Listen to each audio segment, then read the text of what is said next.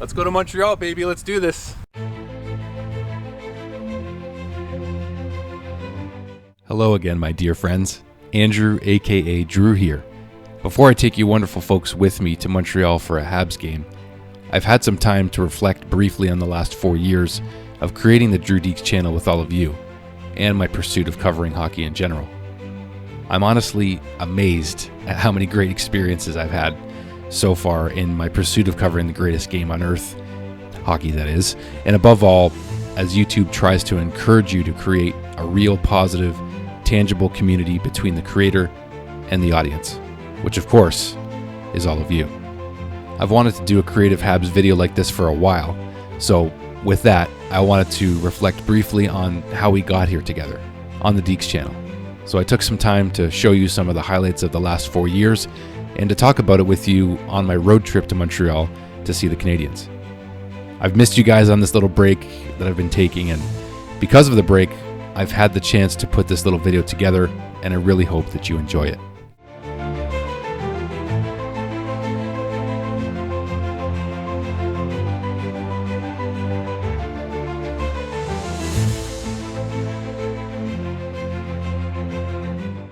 Yeah, so where this whole pursuit of hockey coverage really started was back in 2016, actually, just before I got married. And I was looking for, not a sign, but some sort of confirmation that this was the right path to pursue. So I'm going to a Habs game in Buffalo, and sure enough, I just happened to run into Bob McKenzie.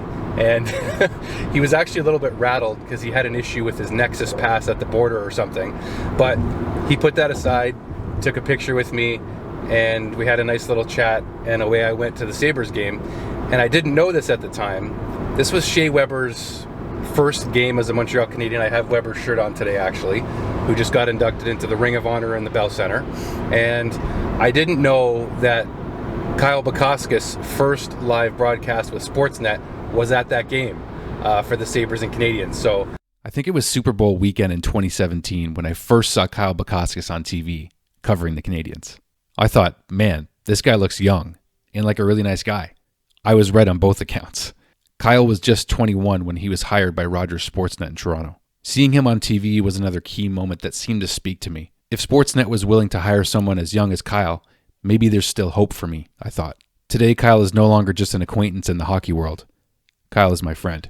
He's as genuine as he is talented, articulate, funny, and an all-around class human being. He's been an amazing mentor and a voice that I can lean on at any time, hockey-related or otherwise. He's an absolute gem, and anyone who's met him or knows him would absolutely agree, I think. I made kind of an inner vow to myself that I wanted to get closer to the game of hockey, and what that meant was I wanted to get closer to the people that cover it, and that's why speaking with Kyle and running into Bob.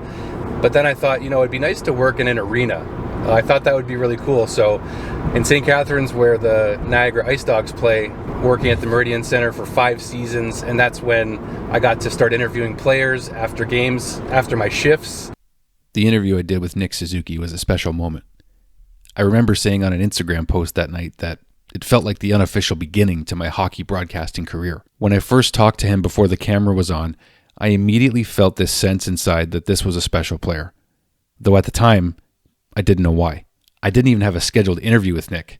I just put a suit on, tried to look the part, walked up to Nick during his pregame warm-up routine, and asked him for an interview. He said, "I just have to go tape my stick, and then I'll come find you." He could have easily blown me off and never came back, but that's not Nick Suzuki. I knew he was going to be a Montreal Canadien someday soon, but that was all I really knew at that time. Nick was traded from the Vegas Golden Knights to the Canadiens along with Thomas Tatar and a second-round pick in 2019 for former Canadiens captain Max Pacioretty. In just his 3rd full season with the Montreal Canadiens, Nick was named the youngest captain in Canadiens history. That interview gave me a big confidence boost as a hockey reporter, and so it began. Thanks so much for doing that. No problem. Thank you. Yeah. Another Habs prospect I got to have a nice one-on-one with was Owen Beck. He had just played his first NHL game with the Habs, won a gold medal with Team Canada as a late addition to Canada's World Junior roster in 2023, won an OHL championship with Peterborough, and then he took home the Memorial Cup with the Saginaw Spirit in 2024, scoring 2 goals in the final game, earning him the MVP of the tournament. The interview with Owen also led me to meeting Paul and John of the Habsolutely podcast, who, as it turns out, were also at the rink to interview Owen that night. They invited me onto their show.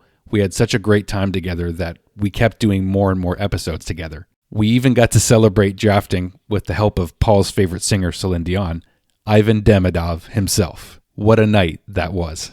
And a fan is next to him and he's grabbing his stick and smashing it against his own head. Sometime in 2019, the YouTube algorithm led me to Steve Dangle. I found myself laughing and watching him longer than I'd expect to be, being that he's a big-time Toronto Maple Leafs fan. One of the many long-suffering ones, that is. I even got the privilege to interview Steve just after the Habs eliminated the Leafs in the 2021 Stanley Cup playoffs. And when I mentioned coming up with my new YouTube name as a derivative of his, he said, "Do your thing, man. I don't care." In his book, I read how Steve came up with Dangle as his name. He said in his book, Dangle, which means Deke, and I thought, oh man, what about Drew Dekes? Once my wife and my new friend Dale Weiss were sold on the name, that was enough for me. And with that, Dekes was officially born. So when COVID happened, Dale Weiss and the Canadiens were in the bubble in Toronto, and my friend on Twitter actually reached out to him asking him if I could interview him, just kind of like, I don't know if he was half serious or what, but Dale responded and said yes. So I was extremely excited. Dale was one of my favorite players with the Canadiens, along with Andrei Markov, and from that point, the Canadiens were eliminated from the playoffs in the bubble, and Dale's career with the Canadiens was over. And then Habs Tonight came about, and Dale knew who I was, so he brought me onto the Habs Tonight team. We started that podcast. It was a hit, and Dale was with us for about 8 or 9 months, and then we kept doing the show after Dale went to Sweden to continue his hockey career, where he ended up finishing his career.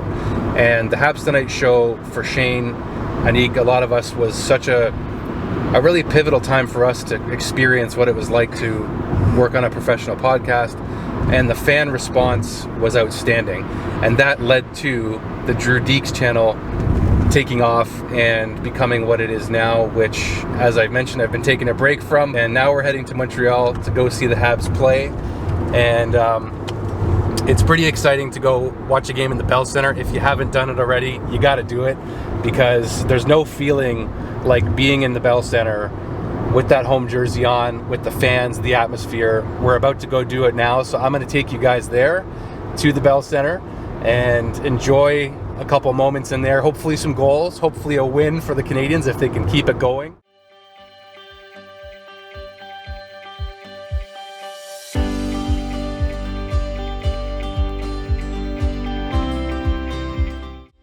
So all over the Bell Center courtyard are retired Canadiens jersey numbers and the date that they were retired. I'll just show you a few really quickly, but almost needs no introduction, right? Patrick Waugh, number 33, retired on November 22nd, 2008. Over to Bob Gainey, one of the best two-way forwards in Canadiens history. My favorite number is 23. Obviously, I can't wear it because it's retired by Bob. He retired it on February 23rd, 2008. And over to the great defender himself, my dad's favorite player of all time, Larry Robinson, numero 19. I think I got that right, number 19, Larry Robinson, one of the all-time great defenders for the Montreal Canadiens. His jersey retired on November 19th, 2007.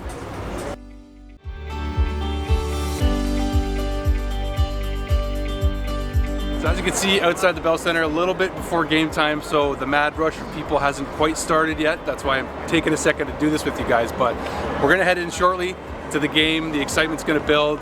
Habs in Vegas tonight. It's gonna be a good game. I'm hoping it's gonna be a good game, but it's just nice to have you guys along the ride with me at the greatest arena in the world to see a hockey game, Le Centre Bell. So hopefully it's a good game. We'll see you guys in a little bit. Ciao.